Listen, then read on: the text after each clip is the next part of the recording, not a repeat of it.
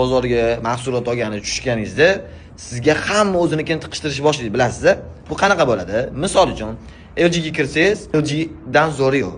Samsung sotuvchining oldiga kirsangiz, Samsung sotishdan zo'ri yo'q.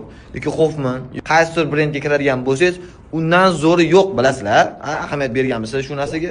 Shunda odam ikkilanib qoladi. O'zi qaysi mahsulot yaxshi, qaysini olsam men aldanib qolmayman, qaysini olsam men yutqizib qo'ymayman, birak chiqmaydi, kuyib qolmaysiz qisqasi. Lekin bitta savol qiziqtiradi. Nimaga shunaqa ekan? Nimaga boshqa insonni mahsulotini yomonlash shart ekan? Nimaga? Men shuncha yil ishlab turib shu narsani o'yladimki, nimagaki boshqa brend mahsulotini sotish uchun huquq berilmagan.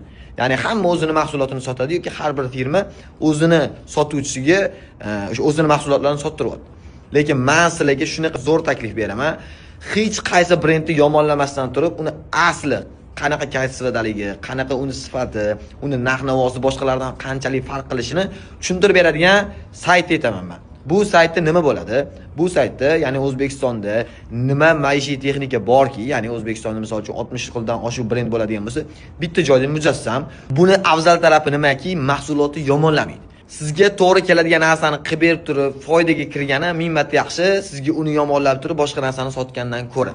Uni internetga kiring, www.sodda.uz qilib, siz internetdan kirib ko'ring, 60 xildan oshiq brend bor.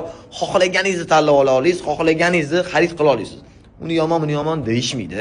Bemalol kirib, ko'rib, narx-navolarni solishtirib ola olasiz. LG bilan Samsung o'rtasida nima farqi bor, yoki uni bilan buni o'rtasida nima farqi bor, bemalol ko'rib ola olasiz. O'shanda asabingiz ham buzilmaydi, sizga hech kim narsani yomonlamaydi ham, boshqa ham qilmaydi. Sizga qalay, ma'qulmi? Agar shunaqa versiya bo'lsa, siz foydalangan bo'larmidingiz? Kommentariyada yozib qoldiring.